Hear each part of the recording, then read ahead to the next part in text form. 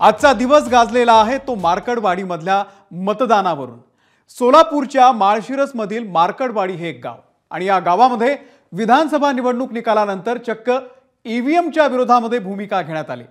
EVM हटवा देश वाचवा असं म्हणत गावामध्ये चक्क बॅलेटवरती पुन्हा एकदा मतदान घेण्याची तयारी सुरू झालेली होती। प्रशासनाने त्यावरती आक्षेप घेतला आणि ही निवडणूक झाली नाही, पण आता विरोधी बाकावरचे नेते गावामध्ये पोहोचले, गावकऱ्यांच्या बाजूने उभे राहिले। रविवारी खुद्द शरद पवार मार्कडवाडीमध्ये पोहोचले आणि त्यामुळे मार्कडवाडीमध्ये आता एक वेगळंच राजकीय नाट्य रंगलेलं आहे। पाहुयात राजकीय शोलेचा हा खास रिपोर्ट।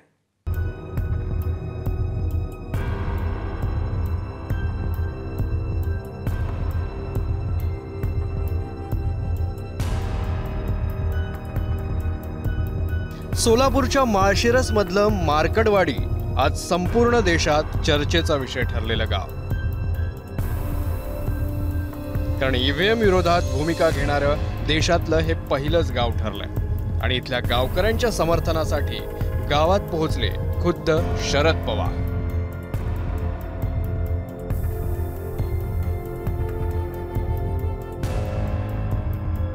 शरद पवार आणि जयंत पाटलांनी मार्कडवाडीतील ग्रामस्थांशी संवाद साधला। ईव्हीएम बाबत लोकांनी शंका उपस्थित केली।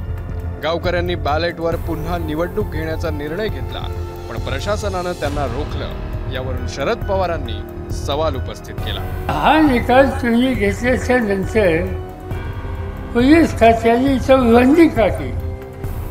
कोणता कायदा असाय? आज या ठिकाणी भाषण करतोय, तुम्ही ऐकताय, उद्या पोलीस खात्याने इथं निर्णय घेतला की मी बोलायचं नाही आणि तुम्ही ऐकायचं नाही। हे कुठला कायदा? असं कुठं कायदा आहे? आणि असं असताना तुम्हाला इथं जमायचंच नाही, जमाव बंदी तुमच्याच गावात, अशी गमतीची गोष्ट आहे। अमेरिकेतल्या निवडणुकांचा दाखला देत पवारांनी पुन्हा मतपत्रिकांवर निवडणुका घेण्याचा पुनरुच्चार केला। अमेरिकेनं आणि काही देशांनी एकेकाळी ईव्हीएमचा विचार केला, पण त्या सगळ्या देशांनी निर्णय घेतला की आता हे ईव्हीएम नको, काय असेल ते लोकांना मनस्फूर्ती टाकायचा अधिकार हा आपण दिला पाहिजे आणि त्यांचं दिला। आता जग करतंय, आमचा धाडचं का? पवार मार्कडवाडीत पोहोचताच गावकऱ्यांचाही आत्मविश्वास दुणावला आणि त्यांनीही यापुढच्या निवडणुका बॅलेटवरच घेण्याचा आग्रह धरत पवारांच्या सुरात सूर मिसळला।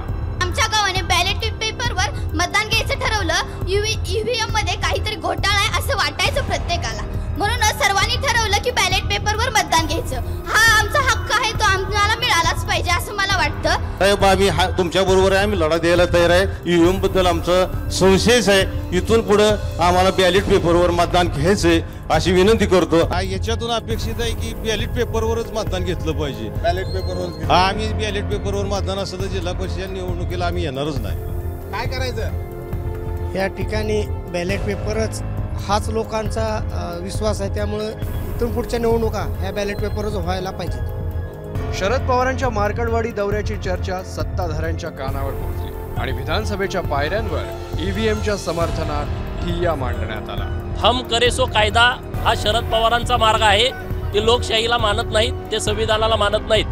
पवार म्हणतील तसंच महाराष्ट्रात घडलं पाहिजे अशा भावनेतून ते आता महाराष्ट्रामध्ये ईव्हीएमच्या बद्दल आंदोलन करतायत। परंतु 6 महिन्यापूर्वी त्यांचीच लेख लोकसभा बारामती मतदारसंघातून लाखाच्या पुढच्या फरकाने निवडून आलेले आहेत। त्यांचा नातू जवळपास 1100 मतांनी कर्जत जामखेडमधून निवडून आलेला आहे आणि दुसऱ्या बाजूला एक नातू 1.25 लाखानं पडलेला आहे। म्हणजे तुम्ही जी 2 तुमच्या घरातली नातेवाईक निवडून आलेले आहेत ते ईव्हीएम ती घोटाळा करून निवडून आलेले आहेत का, असा प्रश्न जनतेच्या मनामध्ये पडत आहे। आता पवार साहेबांना बॅलेट का पाहिजे त्यांच्या लक्षात आलं। बॅलेट मतदान जर आपल्याला कमी वयाला लागलं तर फाडायला येतं, तो कागद खिशात घालायला येतो। 2-4 मतानं जर पडत असलं तर तो कागद गिळायला येतो। आता ही EVM मशीन गिळायला येईना, खिशात घालायला येईना, फाडायला येईना आणि पळवून घेऊन जायला येईना. म्हणून पवारांच्या लक्षात आलं की तो कागदच असला पाहिजे आणि म्हणून पवार साहेबांची चालली आहे खटाटोप. विधानसभेत प्रत्यक्षात मिळालेली मतं आणि जिंकलेल्या जागा यावर बोट ठेवत पवार महायुतीला प्रश्न विचारतायत. आता काँग्रेस पक्षाला महाराष्ट्रामध्ये 80 लाख होत आहेत आणि काँग्रेसचे 15 लोक निवडून आहेत. आताचे जे उपमुख्यमंत्री आहेत शिंदेसाहेब, त्यांचं 79 लाख मतं होती. म्हणजे काँग्रेसच्या पेक्षा 1 लाख कमी आणि त्यांचे 57 लोक निवडून आहेत. शरद पवार गट 72 लाख आहेत आणि आमचे उमेदवार निवडून आले 10. आता अजित पवार गट यांचे 58 लाख होत आहेत, त्यांचे उमेदवार निवडून आले 41. म्हणजे हे तर या आकडेवारीला उत्तर देण्यासाठी महायुतीनं लोकसभेच्या आकडेवारीचा आधार घेतलाय. लोकसभेमध्ये शिवसेनेला 73,67,674 मतं मिळाली आणि NCPला 58,51,166 मतं मिळाली. पण आम्हाला मिळाली 73 लाख आणि NCPला मिळाली 58 लाख आणि आम्हाला मिळाल्या 7 जागा, NCPला मिळाल्या 8 जागा. मग तिथं EVM घोटाळा झाला का? हा देखील माझा सवाल आहे. त्यांनी जनतेचं ऐकावं, कार्यकर्त्यांचं आणि खोटं सांगणाऱ्या नेत्यांचं ऐकू नये. शरद पवार साहेब हे अतिशय ज्येष्ठ नेते आहेत. त्यांच्याकडनं ही अपेक्षा आहे की त्यांनी झालेला पराभव स्वीकारला पाहिजे. जनतेचं जे मत आहे ते स्वीकारलं पाहिजे.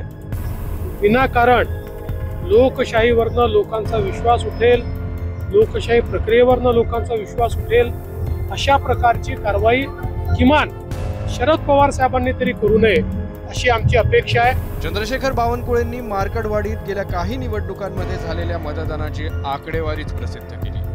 2014च्या लोकसभा निवडणुकीत राष्ट्रवादी काँग्रेसच्या विजयसिंग मोहिते पाटलांना 533 मतं मिळाली होती, तर स्वाभिमानीच्या सदाभाऊ खोतांना 664 मतं मिळाली होती. 2014च्या विधानसभा निवडणुकीत राष्ट्रवादीच्या हनुमंत डोळस यांना 294 मतं, तर अपक्ष उमेदवार असलेल्या अनंत खंडागळेंना 979 मतं होती.